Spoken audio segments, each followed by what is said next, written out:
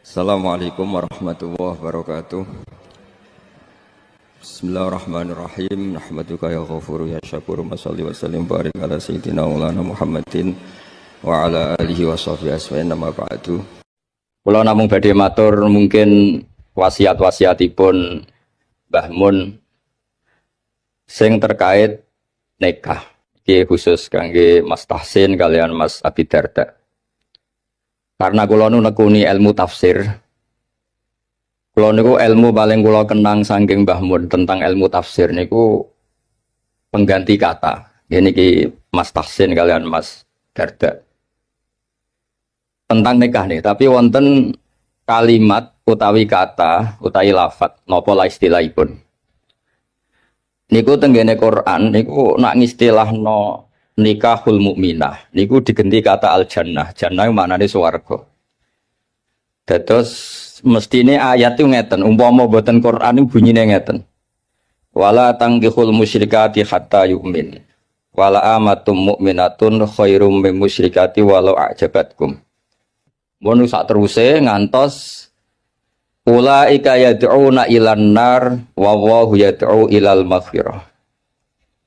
Wa yatu ilal jannati wal maghfirati bi izni.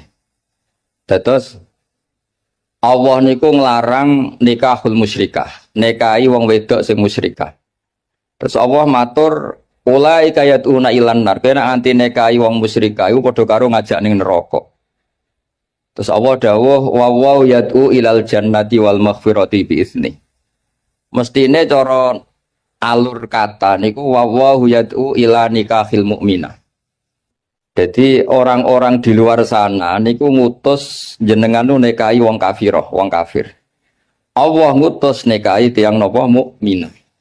Dan niku kata mukminah teng Quran digentos wa yatu ilal jannah. Terus nikah mukminah niku mun hakikate swarga. Jadi saking mulyane nikahil mukminah niku pun disebut Allah niku ilal jannah, maring swarga. Terus penghormatane Allah taala teng ketentuan nikah tiang mukminah. Meskipun diarani swarga ya resiko. Misale wong ning swarga kok ora di dhuwit iku ya lucu. Wong ning swarga kok cerewet iku ya lucu. Terus niki kangge garwa-garwa niku swarga iku ora ana cerewet, ora ana ngamuk. Sing lanang nggih ngoten ning swarga kok kurang nafkah ya ora ana, ning swarga kecukupan kabeh. Tapi apapun niku pelajaran kanggo kula jenengan. Nek wis wani nikah niku kudu ora tenan. Kula niku nikah mulai tahun 2000. Nganti sakniki niku resep sing kula nggih namung hadis tunggal. Iki krungokno Mas Abi Darda, Mas Tahsin. Ngene niku dawuh Kanjeng Nabi ketika ngandani sahabat Abdurrahman bin Auf, kadang ngandani Jabir beberapa sahabat. Niku dawuh Kanjeng Nabi halla bikron tola ibuha wa tola ibuka. Kowe nak nikah iku pokoke mula abah iku dolanan.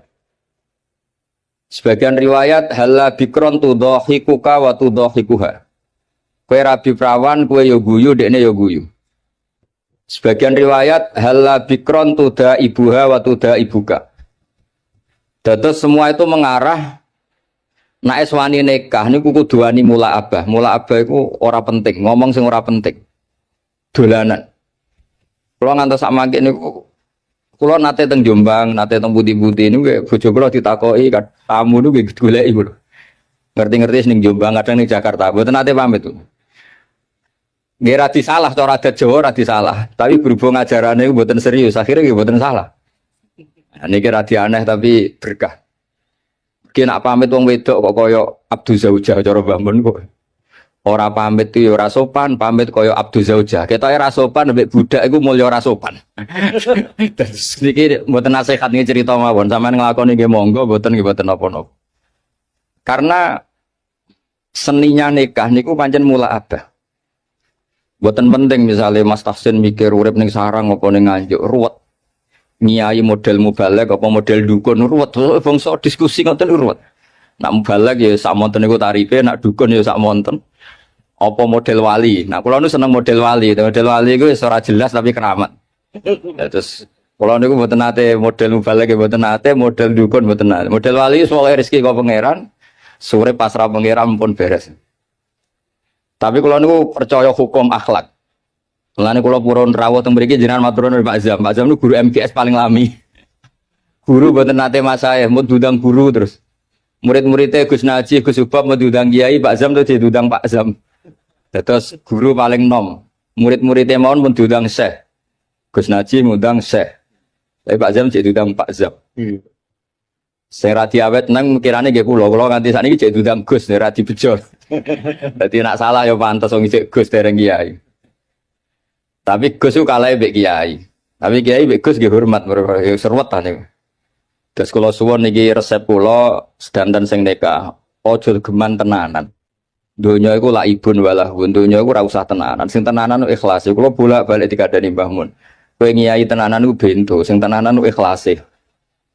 Kowe mulang kok pengen minterno murid iku ya goblok. Wong sing bakat goblok ya tetep goblok. Entekno metodemu sing bakat goblok ya tetep goblok. Padha wong wedok rata-rata cerewet, entekno nasihatmu gitu tetep cerewet. Yes dianggap nopo ekspresif ngoten. Nak bojomu ngamuk terus banting piring dianggap ekspresif. Memang orang kalau dendam mangkel iku kudu ana ekspresi. Jadi anggap mawon niku ahli acting ngoten mawon, nak ngamuk iku ya tenanan. Dan banting piring ya rasional timbang banting anakmu ada banting piring. Jadi pokoknya digawe gampang mawon. Riyen niku para sahabat cerita sing terkenal nih. Niku ngadepi wong wedok, ngadepi masyarakat tuh ilmiah. Sekarang tuh orang tuh kehilangan daya ilmiahnya. Karena ini saya ulang lagi, kalau mengke langsung kondur ngapunten ingkang kata. Karena saya nyiapkan naskah kalau ini badhe wonten semacam kados napa loka karya tafsir lah. Di kalau mambe pamit langsung kondur, mergi kalau nembe nyiapno. Niki nembe tengah-tengah tapi kalau pengen hormat Pak Zam mau saking dalam 3:30 Pak Burhan. 3:30 dini hari lala di papak teng Bojonegoro diriwatno mriki pundi Bu? Temayang dados cepet kalau saged mriki cepet. Kalau tak cerita secara ilmiah. Dulu niku orang menghadapi istri, menghadapi anak, menghadapi keluarga niku diilmiahkan, tidak emosi. Masyhur itu, kalau sering diceritani para guru-guru, riyen Sayyidah Aisyah itu cemburu sekali ketika Nabi didatangi halah niku dulure Sayyidah Khadijah. Karena Nabi itu sekali dengar suara halah itu ingat Sayyidah Khadijah. Sampai Sayyidah Aisyah itu cemburu, dan ketika cemburu itu jenenge wong wedok, redaksinya itu pasti kasar. Ya Rasulullah, kenapa engkau ingat ajuzan, ingat wanita yang sudah tua, sementara sudah diganti wanita cantik dan perawan, maksudnya Sayyidah Aisyah. Efek dari kalimat itu Sayyidah Fatimah tersinggung karena ibunya disebut apa? Ajuz, orang yang sepuh.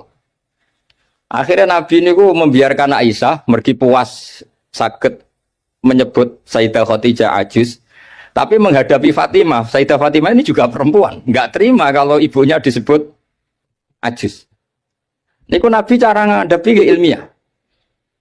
Ya Rasulullah, ajarin saya satu kalimat yang bisa menghentikan Sayyidah Aisyah menghentikan seperti itu.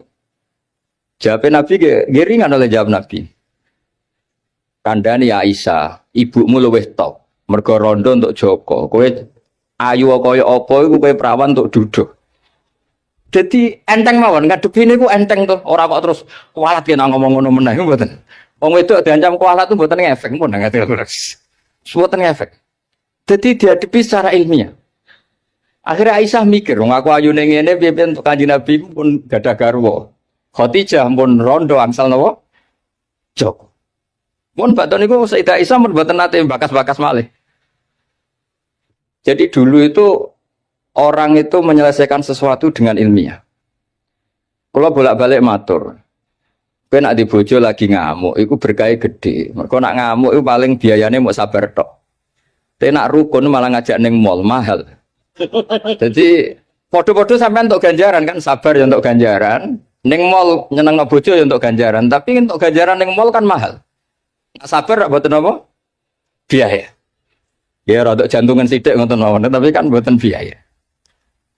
Saya punya argumentasi ilmiah dalam hal ini. Dulu Imam Syafi'i itu saya berkali-kali cerita. Kalau diceritain ini banyak orang mencintai jenengan. Alhamdulillah di dulur, di konco. Dan diceritani separuh dari kampung ini ya Imam Syafi'i. Itu gedeng jenengan. Alhamdulillah orang arah utang aku wong gedeng. Wong rukun yo ribet. Utang duit mergo rukun. Nyileh mobil mergo rukun. Tapi nak neng-nengan nak ra utang. Saiki hikmah akeh ndi dineng mbek dirukuni. Nak dirukuni diutangi dhuwit, nak dineng ya ora enak dineng tangga. Tapi hikmah orang arah diutangi napa? Dhuwit. Artinya kalau diilmiahkan itu tuh dunia ini normal semua. Ya wow, nak bojomu ngamuk berarti orang arah jaluk belanja, orang arah ngajak neng mall, nak rukun ngajak neng mall, neng bakso, milih budi, milih rukun apa milih nenengan? Rukun mahal. Soalnya ngoten, soalnya urip itu digawe gampang, diilmiahkan. Karena itu sanad. Kulo gadah bapak ke kiai, gadah guru ke kiai, babah kulo kiai itu dulu niku kulo roh ngadepi dunia ku enteng. Saya tuh di kota sering disoal, Gus kenapa sih di daerah-daerah NU kok banyak musola? Kenapa ada jatuh jamaah di masjid? Padahal satu jamaah di masjid kan lebih baik. Kalau Islam kota itu nggak bisa bayangkan ada musola. Bareng kulo terang, wong biasa ketua itu jadi anak buah ora kepenak. Jadi makmum di masjid ada di anak buah. Kowe ora rasane. Dangen-angen ya bener. Mergo setiap kiai iku digaya-gaya dhewe. Ana sing salat iku kancinge rapati bener kabine elek. Mergo amen dalil inna wa yang duru ila atsabikum. Jadi Allah ora delok klambi, ora delok penampilan, didelok iku ati. Ana sing amen macak adus minyakan jare mergo khudzu zinatakum inda kulli napa? Masjid. Macam-macam kiai iku beda-beda. Sampai peneliti sangi luar negeri yang ketangklet kulo, Gus sendakep yang benar itu gimana? Kalau sendakepnya orang Muhammadiyah itu kan standar. Kalau orang NU pusing sih. Ono sing nyekel dadane, ono sing nyekel wetenge, ono kowe ora jelas. Ngono tiap kiai tak takoki, kenapa gak jelas? Gue nunjukno nak sendakep ora wajib. Berhubung ora wajib bentuke kudu ora jelas, ben gak dadi aturan. Dadi pakem jenenge wajib. Lho kliru di dalil yang NU wis. Ono ae dalile. Sekolah suwon mas-mas yang nekas dan sing pun mbah-mbah sing pun terlambat lah niku usahakan ngadepi bojo niku mula abah karena tek 3 hadis itu 3 riwayat itu kula apalno panjen karena ini ilmiah halla bikron tula ibuha wa tula ibuka halla bikron tudo ibuha wa tudo ibuka halla bikron tuda ibuha wa tuda ibuka semua maknanya itu jangan serius. Kalau nganti saat ini mulai nikah nganti saat ini buatan nanti rebukan mbek bojo, gawe omah iku piye terus nak lunga kok teknis yang buatan nanti. Kalau nak lunga kurang 1 jam kadang cerita melok gak, nak melok ya melok ora ya rapuh. Kalau buatan nanti lunga mbek bojo juara. Pikiran gua sederhana, ning omah awor ning lunga awor berarti nak tukaran itu kan ping pindho ning omah tukaran ning perjalanan tukaran. Tapi nak bareng kan ono jedane. Tapi itu teori loh, sampean ndak harus anut tuh, semua orang kan beda-beda. Kalau gak ada kenangan tentang solusi itu, ini kalau kan karena nekuni ilmu, saya akan cerita ilmu. Dulu banyak sahabat kalau ditanya, Sifli wajah Rasulillah, coba ceritakan ke saya bagaimana wajahnya Nabi. Sahabat itu menangis. Saya itu tidak pernah melihat Nabi. Kok bisa? Wong jenengan niku sahabat. Haibatanlah, wa ijlalanlah. Saya ini terlalu menghormati beliau sehingga tidak pernah berani menatap wajah beliau. Tapi banyak sahabat yang karena mencintai Nabi itu melihat Nabi sampai tahu alisnya kayak apa, hidungnya kayak apa. Juga saking mencintai Nabi. Artinya sampai nak seneng bojo itu kadang-kadang ora delok 2 tahun. Wah agak roh eleke. Wong asline elek nek delok terus kan tambah ketara. Jadi orang itu tidak harus sama cara ngelola emosi, ngelola. Jadi sebenarnya kalau dunia ini diilmiahkan itu semuanya akan baik-baik saja. Jadi sekolah niku kepengen sak saged-sagede kula. Dewe Mbah Mun wau. Piye-piye istilah nikah wong mukmin wis disebut Allah swarga. Wa yad'u ilal jannah. Ning dinggon swarga ya ora ana tukaran, ora ana pisu-pisuan, termasuk ora ana urip susah. Terus niki harus jadi pelajaran. Mulane dewe Mbah Mun ora ana mulya kaya nikahil mukminah. Mergo pengganti katanya itu wa yatu ilal napa jannah. Mestine kalau wala tangkihul musyrikati hatta yu'min, mestine penggantine wa yatu ila nikahil mukminah. Tapi kata itu diganti wa yatu ilal jannah. Terus niki penghormatan yang luar biasa saking Allah taala. Jadi sekedar nikahul mukminah iki pun ibadah. Wis rawati tahajud lah. Potongane ora biasa tahajud. Ngono dawuhe Mbah Mun nak crita niku riyen niku Nabi nak tahajud niku Sayyidah Aisyah itu turu nang ngarepe. Padahal Sayyidah Aisyah ayu perawan, Nabi ki tetep salat. Dawe Sayyidah Aisyah niki ora usah dipraktekno orang ora iso. Dawe Sayyidah Aisyah, saya ditanya Nabi, saya sebetulnya kepengen sari-sarian mbek Nabi, mudojaah itu rilek-rilek mbek Nabi. Tapi fatarok tu hawa ya li hawahu. Tapi saya meninggalkan selera saya demi selerane Kanjeng Nabi. Karena Nabi nu eling pangeran niku pun bojo ayu lah niku pun boten ngefek. Dan Nabi pamit ning Sayyidah Aisyah, dari ini ata'abbadu li rabbi. Wonten sing maca ata'abbad li rabbi. Mun urusan nahwu lah. Ketemu mriki kata alumni Ploso niku dari ini ata'abbad dadi jawab apa dadi kalimun pokoke riwayat itu ada dua, ada yang dari ini ata'abbadu li rabbi, wonten sing dari ini ata'abbad li rabbi. Aku pamit ya, aku lagi kangen pangeran tak salat. Terus niki nek sampean kepengin bojomu kangen, wis bengilah, jejerlah sampean tinggal tahajud. Engko ora roh anakku ora ganteng, mergo kapan ya eling aku. Tapi anggere bengi dikumpuli terus suwe bosen.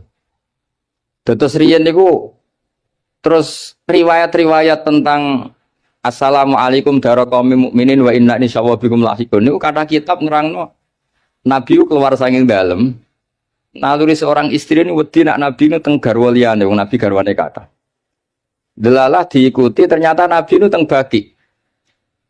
Teng baki terus Nabi matur teng ahlu baki Assalamualaikum daraqaumil mukminin wa inna insyaallah bikum lahiqun. Niki kangge ibu-ibu, kangge bapak sing nembe nikah. Dados garwa-garwane Nabi ku kenangane meskipun sare sak kamar niku kenangane niku roh tahajude Nabi, roh ziarah Nabi teng baki. Mulane dawe Fathul Bari kitab Sarai Bukhari. Kenapa Nabi itu istrinya banyak? Di antaranya apa? Wong wedok wong paling nekat cerita eleke sing lanang. Lah Nabi disukani garwa kathah kabeh ku ora ro eleke. Dadi wong Yahudi ku bingung ora eleke Nabi, biasane sing paling gampang dikorek iku bojo. Lah ternyata bojone Nabi kabeh kenangane iku roh tahajude Nabi. Roh qiyamul lail Nabi nganti hatta waromat qodamahu, nganti sikile iku bengkak. Padahal pas teng dawawi Sayyidah Aisyah, mboten pas teng Saudah. Teng Saudah mungkin wong komen. Bangkune ra ditinggal salat wong Saudah iku ayu Aisyah. Niki teng pas teng daleme Sayyidah sinten? Aisyah. Dados dawe Imam Fathul Bari itu Nabi niku garwane kathah dan perempuan itu biasanya orang paling nekat ngomong eleke bojone. Tapi semuanya itu yarwina ahsana ahwali. Semua kenangannya itu meriwayatkan perilaku Nabi terbaik. Mulane wong kok dilem bojo iku wong top tenan. Ayo tak boleh ibu-ibu tak boleh. Tak kon ngelem bojone 5 menit nak iso. Tak kei dhuwit. 5 menit mau. Karena wis mesti, misalnya anggar sing sugih mulai ben wayo. Engko sing melarat yo nyebeli mergo ora ngrejekeni. Engko anggar mulai duwe akeh polahe yo akeh. Wis ora ngarep bener tak jamin. Versi ibu-ibu lho. Dados tapi Nabi itu beda. Nabi niku sawise intaqala ila rafiqil ala, bahasa gampangnya kapundhut. Nah bahasa adabe intaqala ila rafiqil ala. Niku kenangane Sayyidah Maimunah. Kenangane Sayyidah Sofiyah sedanten. Iku nggih tahajude sampai donga-dongane carane teng dalem carane badhe sari. Sampeyan iso bayangno bojomu ngriwayatno apike sampeyan. Ya ora ngare iso diriwayatno ora ana faktane, ora ana faktane. Nggih wau. Terus kula suwun masalah nikah niku masalah sing sekedar nikah niku pun ibadah karena tadi kata ila nikahil mukminah niku dening Allah taala digentos ilal jannah. Niku eling-eling niki ilmu yang saya tekuni. Terus di antara ilmu tafsir itu dijelaskan Quran itu sering ada kata pengganti. Nah, kata pengganti itu adalah penghormatannya Allah taala. Begitu juga menyangkut perempuan. Niku ketika seseorang mengabaikan perempuan, menterlantarkan perempuan, itu Allah ngendikan wala tattakhidhu ayatillahi huzwa. Kamu jangan menganggap ayat-ayat Allah Ta'ala itu sebagai mainan. Karena perempuan itu di halalnya ini, status halalnya oleh Allah didhawuhna fa innakum akhadtumuhunna bi amanatillah wastahlaltum furujahunna bi kalimatillah. Terus perempuan ini termasuk orang yang luar biasa. Kata penggantinya semuanya luar biasa. Nggih, ngoten mawon niki ngregani pemerintah, nggih ngregani kula. Karena kula ini nembe nulis badhe loka karya tafsir di antara makalah-makalah kula tentang kata pengganti. Nggih wau, pokoke kula suwun sing nikah napa sing pun sepuh sedanten yakinilah bahwa sekedar nikah mukminah niku mun ilal jannah eling-eling. Lah ciri khas swarga iku ora ana tukaran, ora ana kangelan, ora ana debat, pokoknya semuanya nyaman. Nah, di sini pentingnya makalah-makalah baiti jannati omahku iku swargaku. Wong swarga kok tukaran, wong swarga kok ora duwe dhuwit iku ya ora pantes. Tapi ora usah diterusno. Swarga kok bojo elek sing lanang elek wis. Lah niku ora usah diterusno niku. Tapi yang jelas kula matur mboten saged kata-kata wis niku mawon mugi barokah. Al-Fatihah.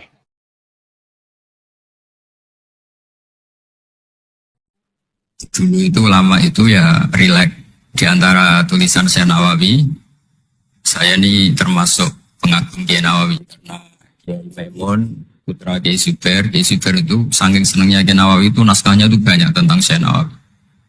Dan saya termasuk zuriyah kudus. Saya masih keluarga dengan Raden Asnawi, masih keluarga karena sama-sama zuriyah dari Mbah Asnawi Sepuh.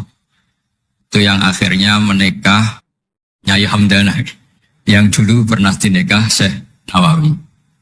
Terus Nyai Hamdana itu dulu dengan Syekh Nawawi punya putri namanya Zuhroh. Setelah dengan Raden Asnawi punya anak dinamai Zuhri. Punya zuriyah ada yang namanya Kiai Minan, Kiai Niam, terus punya anak-anak. Di antaranya Kiai Hafid yang jadi menantu keluarga Sarah. Saya kalau boleh cerita, saya ini khatam tafsir Munir itu 3 kali. Dulu ngaji di Sarang 2 kali. Terus belajar sendiri. Terus mentakriri. Takriri itu beri catatan-catatan yang untuk meneguhkan satu tulis ya, atau satu teks, atau satu ibarat yang diinginkan Syekh Nawawi. Saya beri beberapa contoh. Dan ini dipraktekkan di Indonesia. Orang Indonesia itu mesti hafal Fatihah dan semuanya merasa pintar. Itu ya barokahnya Syekh Nawawi karena kata Syekh Nawawi itu semua Quran dikumpulkan di Fatihah. Fatihah itu dikumpulkan di Bismillah. Bismillah itu dikumpulkan di Ba. Ba-nya saja masih dikorting di titiknya saja. Jadi kalau orang bisa titik itu sudah menguasai satu Quran. Karena pikirannya Syekh Nawawi itu semua Quran itu menerangkan tauhid dan tauhid itu dimulai dari Ba. Ba itu bi kana makana wa bi yakunu ma yakun. Jadi karena saya kata Allah yang ada menjadi ada, yang enggak ada juga menjadi akan ada kalau Allah menghendaki wujud. Sehingga dulu Syekh Nawawi itu sudah sukses membuat pikiran kita itu rileks. Kalau enggak bisa Quran semuanya ya Fatihah. Kalau Fatihah enggak bisa ya baca bismillah. Setidaknya orang Islam itu enggak boleh tercerabut dari Quran. Sehingga saya kalau baca teks-teksnya Syekh Nawawi itu punya pengaruh besar di cara pandang kiai-kiai Indonesia. Di antara yang paling monumental dan setelah ini saya akan tidak menambahi juga tidak mengurangi adalah Syekh Nawawi cara menganalisis surat Ar-Rum. Di Indonesia itu menerima faham beragama, tapi tidak menerima faham ateis. Itu dulu zaman Rasulullah SAW sugeng, itu ada kekuatan besar yaitu Romawi dan Persia. Singkat cerita, Persia ini tanpa nabi, tanpa kitab suci, yang Romawi ini punya nabi dan punya kitab suci. Meskipun versi mereka. Ketika orang Persia mengalahkan Romawi, itu nabi terus dicibir, diolok-olok sama orang kafir Mekah. Muhammad, kawan kamu yang punya kekuatan langit, maksudnya punya kitab suci, ternyata kalah. Paling kamu juga kalah dengan kita yang tanpa pegangan langit. Nabi itu susahnya minta ampun. Karena Nabi tidak bisa membayangkan kalau kehidupan manusia itu tidak dipandu agama, tidak dipandu kitab suci. Meskipun zaman itu ya Romawi itu tidak Islam. Kemudian kata Nabi diberitahu Allah Ta'ala antara 3 sampai 9 tahun pasti Romawi akan mengalahkan Persia. Dan itu enggak dianggap kemenangan Romawi mengalahkan Persia, tapi menangnya ahli kitab, orang yang berpegangan kitab suci mengalahkan orang yang tidak berpegangan kitab suci. Dan saat itu Allah ngendikan wa yauma idzi yafrahul mu'minun, di hari kemenangan Romawi mengalahkan Persia atau kemenangan ahli kitab terhadap non ahli kitab, itu orang mukmin itu senang sekali. Sangat senang. Ini saya baca di tagnya Syekh Nawawi supaya di sini Anda tidak mendengarkan pendapat saya, memang benar-benar mendengarkan apa yang dikatakan Syekh Nawawi. Saya baca tidak. Ya niru-niru Kiai Ma'ruf. Tadi beliau masih ngetikan secara fasih, ngetikan usul fikih, kaidah fikih. Karena ilmu beliau dengan kita ini bersanad yang sama. Dulu ngaji Mbak Karim yang ngaji Mbak Hashim. Jadi Mbak Hashim ngaji Syekh Khalil. Kalau saya lewat sanad kudus ya diantaranya saya lewat Syekh Nawawi Al-Bantani. Nanti saya baca beberapa sanad Syekh Nawawi. Kata Syekh Nawawi Al-Bantani, beliau ngendikan wa yauma idzi yafrahul mu'minuna bi nasrillah wa yauma idz yahlibur rumu ala farisa yafrahul mu'minuna bi taghlibillah man lahu kitabun ala man la kitabalah wa yafrahuna bi walafatihim al musyrikina bi badrin. Jadi bangsa Indonesia itu terbiasa berkawan sama orang yang beragama, tapi tidak biasa berkawan dengan orang-orang yang tidak beragama. Itu karena Imam Nawawi mengatakan, Syekh Nawawi, wanak tubuh maqaddamu atharuhum, pikiran besar Syekh Nawawi adalah ketika orang Romawi mengalahkan Persia, itu cara berpikir Imam Nawawi itu mengalahkannya orang yang berkitab, mengalahkan yang tidak. Jadi ini bukan pendapat saya, juga bukan pendapat siapapun, tapi murni saya baca teks yang dari Syekh Nawawi. Sehingga kita secara psikologi, kita ini kan misalnya saya aja lah contohnya. Misalnya saya miskin, ada petinju, orang miskin kulit hitam bersama orang kaya. Kalau yang menang yang miskin tuh ikut senang, padahal ya tidak ikut menang. Karena kayak terwakili. Kan. Dulu kata Syekh Nawawi, itu juga pikirannya begitu. Ini saya baca ini kata Syekh Nawawi. Misalnya seperti itu zaman itu. Wa sababu nuzuli hadil ayat annahu kana baina Faris war Rum qitalun. Wa kana al-musyrikun yawadduna an taghliba Farisu ar-Ruma. Di anna Faris kana majusian ummiyin wal muslimuna yawadduna ghalabatar Rum ala Faris liqaunihim ahlal kitab. Jadi dulu itu kata Syekh Nawawi, pikirannya orang Islam, boyo yang menang itu ahli kitab, karena sama-sama punya agama, punya peradaban. Jangan sampai yang menang itu yang tidak punya kitab, tidak punya peradaban. Jadi itu saya yakin yang mengilhami kita, para kiai kita, bikin Pancasila diantaranya yang membentuk Pak Karno, karena Pak Karno yang dulu ngaji sama Agus Praminoto, ngaji sama orang-orang pintar. Kita ini berketuhanan. Jadi itu ciri khas Syekh Nawawi di antaranya. Kemudian beliau menganalisis kemenangan. Kemenangan itu ketika orang Islam sudah kuat. Ini halaman 424. Ini nanti kita bisa tinggal di sini sebagai hadiah sama Syauki sama warga besar Pondok Tanah. Nabi itu orang yang nggak suka duniawi, tapi kenapa sih Nabi harus menang? Nabi Sulaiman akhirnya menang, Nabi Dawud akhirnya menang, Nabi Ibrahim ya akhirnya menang, Nabi Musa akhirnya juga menang, dan Rasulullah SAW juga akhirnya mengalami kemenangan. Itu cara menganalisis Syekh Nawawi Al-Bantani. Kata beliau, iqamati alamatir riyasah, supaya kepemimpinan Islam itu kelihatan. Fala yabqa mayaqdiru alal ikrah alal kufri. Jadi kalau kita menang, baik secara politik maupun ekonomi atau kultur, setidaknya tidak ada lagi kekuatan manapun yang memaksa kita untuk menjadi kafir atau menjadi salah. Kita tahu misalnya di beberapa negara di Eropa, barokahnya orang Islam kaya ya, pemain bola dulu tuh kalau puasa susahnya bukan main. Gara-gara klubnya dibeli umat Islam itu, malah cari tukang adzan di stadion itu, karena yang punya sudah orang Islam. Itu contoh kekuatan ekonomi. Dulu kita mungkin mengalami pengajian itu kayak apa susahnya. Sekarang ketika banyak orang-orang yang dari dunia kiai catat, sekarang ya nyaman. Jadi di antara alamatnya tamkinu hadatin adalah wala yumakkinan nalagum dinahumul ladir tatu alagum walaibat dilanagum mimba'di khawfim amna. Ciri utamanya adalah tamkin fil ard. Merasa beragama itu nyaman, tidak ada yang enggak. Di zaman itu Syekh Nawawi sudah menganalisis kenapa sih Nabi harus menang. Kata beliau supaya layab ko mayak diru alal ikroh alal kufri.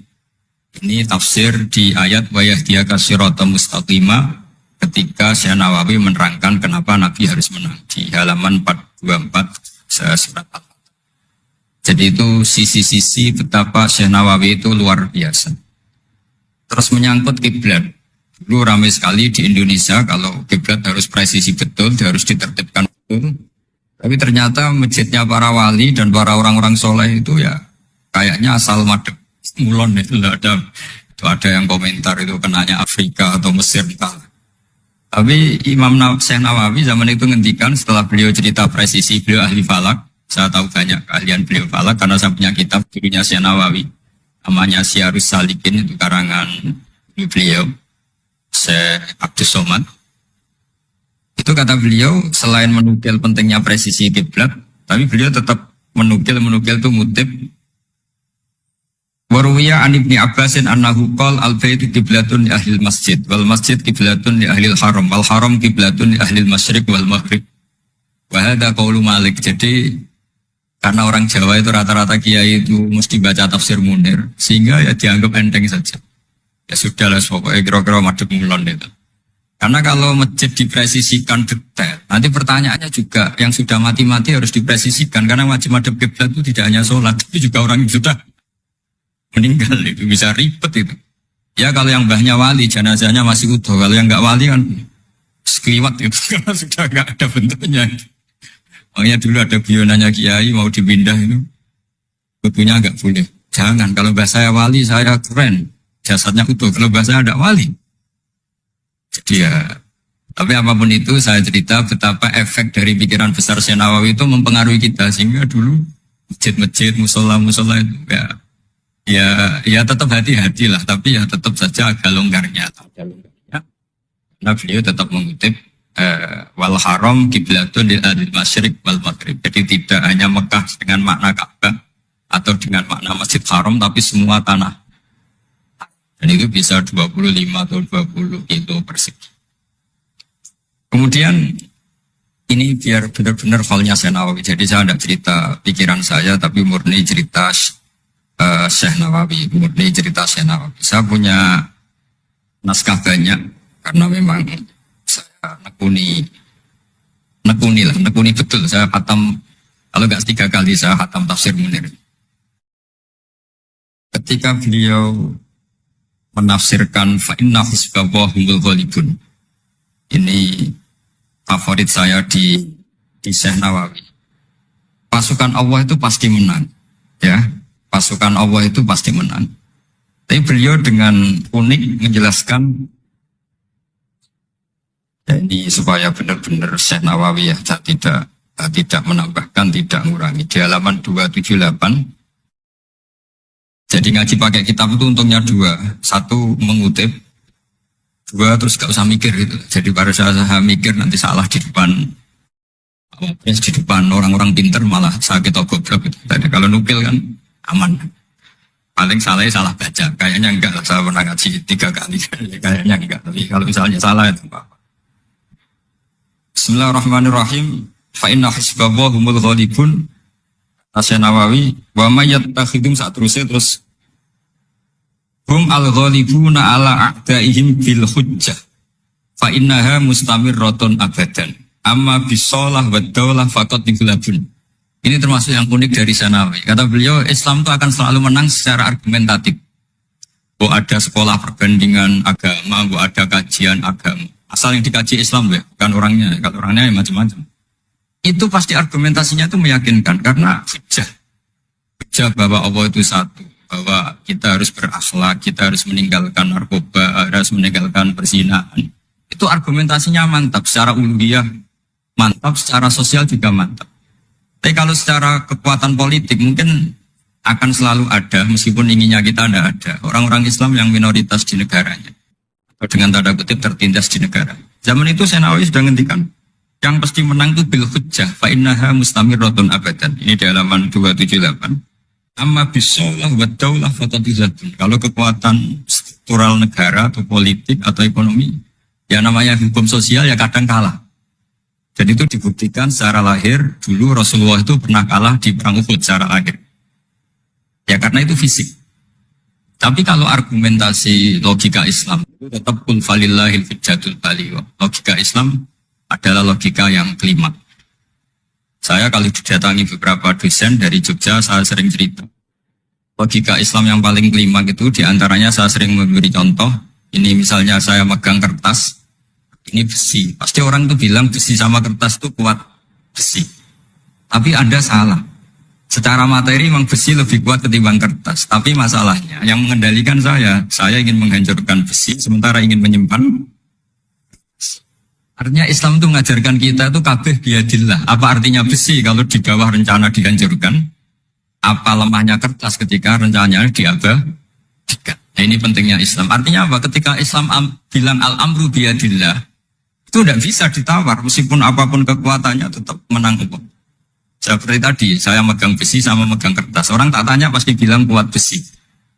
Tapi kata saya, ada keliru. Karena saya punya rencana menghancurkan besi, mengabadikan kertas. Artinya Islam itu mengajari tadi seperti yang dikatakan Kiai Ma'ruf, la haula wala quwata illa billah. Apapun ilmu kita harus digarisbawahi secara materi kuat besi, secara materi kertas lebih rentan. Tapi harus ditambahin, tapi hakikatnya terserah yang mengendalikan. Jadi di sini Islam mensifati Allah biyadihi malakutu kulli syai'. Ya terserah Allah. Jadi teori la haula wala quwata illa billah itu tidak perlu diperbandingkan atau diperbenturkan dengan teori usaha. Kalau ada penyakit ya kita usaha. Ada di kitab Ihya, di kitab Dawa itu diterangkan Nabi Musa itu pernah sakit karena beliau merasa dekat sama Allah itu gak berobat, tambah sakit, tambah dikasih nasihat. Para dokter tetap gak mau berobat. Akhirnya Allah sendiri yang ngasih tahu, udah kamu berobat saja. Bukankah terserah jenengan Gusti? Terus kata Allah, apa kamu mau bilang saya bikin sesuatu itu udah ada gunanya? Masa Allah bikin jahe ditanya, apa betul Gusti ini menghalalkan badan? Saya tidak tahu.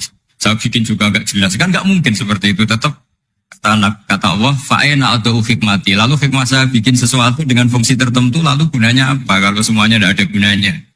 Semenjak itu Nabi bisa percaya atau mau ikhtiar dengan obat. Tapi obat saja tidak cukup. Al-amru biyadillah. Saya sering kalau ngaji bilang, kita takut COVID, ternyata nyuwun sewu mati kita kecelakaan. Kita takut penyakit tertentu membunuh, ternyata mati kita kesetrum listrik. Tetap kita butuh tawakal. Meskipun bersamaan dengan itu, tetap ada usaha melawan COVID, ingin menghilangkan penyakit-penyakit. Tapi tetap al-amru biyadillah. Sehingga ada keserasian syariat dan keserasian hakikat.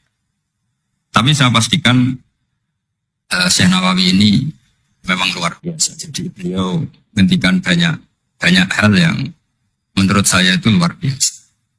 Jadi saya mengkaji Tafsir Munir itu di antara khas-khas beliau adalah beliau bisa cerita tentang tentang kekuatan-kekuatan Allah Ta'ala dengan cara yang rileks.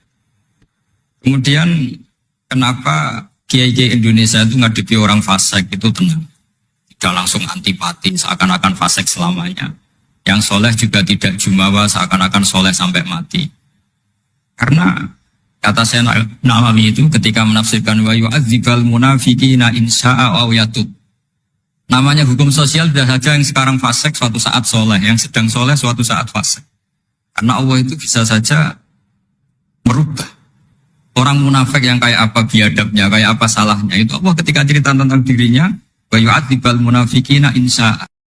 Muhasabah itu sudah jadi perilaku ya. Karena dulu orang tua saya, guru-guru saya kalau ngandani itu, bayangkan kalau kamu jadi dia. Jadi misalnya kita mentang-mentang atasan, otoriter sama bawahan. Bayangkan kalau kamu jadi yang bawahan itu kayak apa? Laukun tamakanah, kalau orang Arab bilang, bayangkan kalau kamu di posisi dia. Makanya guyonannya orang-orang Indonesia itu kan orang ngaramkan judi gitu, bareng dikasih tahu. Tapi yang menang anak jenengan, alhamdulillah. Ternyata ngaramkan itu karena ada anaknya. Kalau anaknya yang menang ya seneng. Meskipun itu guyonan, tapi saya punya padanan itu dalam kitab Hikam. Nabi Ibrahim itu Khalilur Rahman, tentu bencinya minta ampun sama yang namanya maksiat. Suatu saat beliau diterbangkan di alam malakut. Itu kalau di Hikam saya halaman 15 juga. Saya masih ingat betul. Mungkin kalau Anda beda halaman karena beda cetakan. Atau nggak punya kitabnya. Atau punya tapi tidak bisa baca. Nah itu jadi berbagai kemungkinan. Atau punya tidak bisa baca tapi dianggap jimat.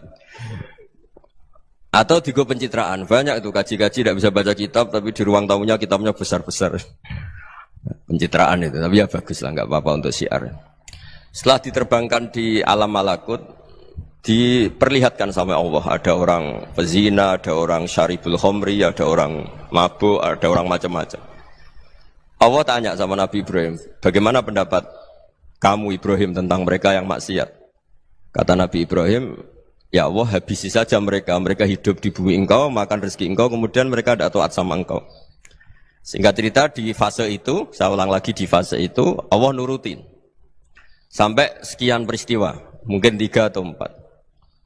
Sudah, setelah sekian tahun Nabi Ibrahim lupa peristiwa itu, kemudian beliau diminta menyembelih anaknya. Ini versi kitab Hikam. Memang versinya banyak tentang kenapa Nabi Ibrahim disuruh menyembelih anaknya. Ketika mau menyembelih anaknya, Nabi Ibrahim ragu. Huwa samratu fuadi. Anak saya ini buah hati saya, kenapa engkau suruh menyembelih? Terus kata Allah, apa kamu tidak ingat ketika kamu saya angkat di alam malakut, kemudian kamu usul bunuh-bunuh, saya tidak mempertimbangkan usul Anda, tapi kenapa sekarang saya merintahkan kamu mikir gitu? Terus, ya karena ini anak saya ya Allah. Terus kata Allah, rumang samu wong sumpukon mata ini gak gawean kau sing gawe kowe enak wae usul mata ini. Jadi sebenarnya saya yang bikin, kemudian Anda enak aja usul membunuh. Semenjak itu Nabi Ibrahim itu di eranya itu asfaqun nas, orang paling sayang sama manusia. Karena kadang kita keras itu ya kebetulan tuh udah anak kita, ada keluarga kita. Cara orang Jawa itu kan gitu ya, kalau ada perempuan terus macak yang macam-macam pakai sepeda motor cowok terus wah itu luput suwuk, semoga-moga gini. Tapi setelah dikasih tahu, niku ponakane jenengan, semoga-moga selamat. Jadi jangan-jangan kemarin ahli ma'asi itu kebetulan tuh tidak keluarga kita. Kalau keluarga kita yang pernah salah pada kita, semangat kita mintakan maaf. Jangan-jangan kita didikte hukum sosial gitu. Jadi orang yang salah, kebetulan tuh orang yang menservis kita. Atau keluarga kita, atau orang dekat kita. Jangan-jangan semangat kita mintakan ampun. Tapi kalau sama orang lain, kebetulan musuh kita semangatnya minta itu kena azab. Nah ini yang nggak boleh dalam Islam. Islam mengajarkan niru Rasulullah SAW, Nabi itu rahmatal lil alamin. Bahkan kemarin saya ngaji virtual sama beberapa habaib, ada Habib Ali Al-Jufri dari Mesir, ya, ada Habib Alwi dari Kuitang, ada Habib Nabil Al-Musawa. Dari sekian habaib itu saya masih ingat diantaranya yang didawuhkan rahmatan lil alamin itu ketika Nabi adahu kaumuh, disakiti oleh kaumnya, dan itu mereka masih kafir semua. Itu mereka dapat doanya Nabi, Allah mahdi qaumi fa innahum la ya'lamun. Kayak apa baiknya Nabi, orang yang menyakiti, yang melukai, tapi Nabi masih berdoa, Allah mahdi qaumi fa innahum la ya'lamun. Sayyidina Umar dapat doanya Nabi itu ya khina kana kafiran, ketika masih kafir didoakan. Allahumma a'izzal Islam bi Umar. Itu ketika masih kafir. Itu pelajaran bagi kita bahwa yang sedang tidak cocok pun itu dapat doa kita. Ya doa supaya kondisi kita baik, hari tambah baik. Karena agama ini, saya berkali-kali bilang, limangka nayarjuwa hawal yawmal akhir. Agama ini diperuntukkan bagi yang selalu punya harapan pada Allah Subhanahu wa Ta'ala. Saya cerita muhasabah ini tentang hubungan kita dengan Allah. Di Indonesia itu banyak orang fasik, banyak orang nakal. Ya di mana-mana orang nakal itu ya mayoritas, wa aksaruhum fasikun. Tapi berkahnya harapan. Mungkin saya kira nakal sok benda, mungkin saya kira sholat sok ben sholat, mungkin sekarang belum sakhok, belum dermawan, suatu saat dermawan. Barokahnya itu kefasikan ini dianggap sementara, sedang fasik, sedang tidak benar. Karena kiai-kiai kita, para guru-guru kita, para habaib utamanya itu mesti bilang semoga husnul khotimah. Nah barokahnya doa itu, semoga husnul khotimah itu menjadikan satu pola sosial. Yang sedang fasik ini masih diharapkan jadi lebih baik, jadi lebih. Sehingga kita tidak ngambil sikap ekstrim, yang ingin menghabisi atau ingin mengadili, tidak. Karena selalu kita punya harapan. Dan agama ini limangka nerjuwa hawal yawmal akhir. Bayangkan dulu kalau yang nakal itu anak kamu. Pasti kamu nggak ingin kan langsung dapat azab, dapat apa. Padahal kita semua jadi tokoh ini abul kulli, bapak dari semuanya. Sehingga ketika Rasulullah SAW jalan-jalan kemudian melihat perempuan sedang menyalakan api. Kalau apinya mati ditiup, anaknya dijauhkan. Nanti kalau sudah jauh dari api, anaknya digendong lagi. Terus kata Rasulullah, matur ke semua sahabat, "Ara'aitum anna hadhihi tarihatan waladaha 'alan nar?" Apa kamu berpendapat bahwa perempuan ini akan melemparkan anaknya ke neraka? Tidak ya Rasulullah. Tidak akan seorang ibu melemparkan anaknya ke api. Terus kata Rasulullah, Allahu arhamu min hadhihi biwaladiha. Allah lebih rahman, lebih rahim dibanding orang tua ini kepada anaknya. Ini yang harus kita kenalkan terus, kita kampanyakan terus supaya orang hubungannya dengan Allah itu nyaman, asik. Sehingga dengan demikian selalu ada harapan bahwa yang sedang nakal ini suatu saat tobat. Kita tidak boleh menghukumi pasti begini, pasti gini, itu tidak wilayah kita. Itu juga yang dicontohkan Rasulullah SAW. Secara lahir Nabi itu nggak berkenan sama Wahsy karena Wahsy itu salahnya salah fatal karena membunuh ahabban nasi ila Rasulillah, yaitu membunuh Said Hamzah. Jadi ketika Wahsy tobat, Nabi itu nerima tobatnya. Dan ketika beliau dengan basariyahnya nggak siap ketemu Wahsy karena harus ingat Said Hamzah, basariyahnya diturutin.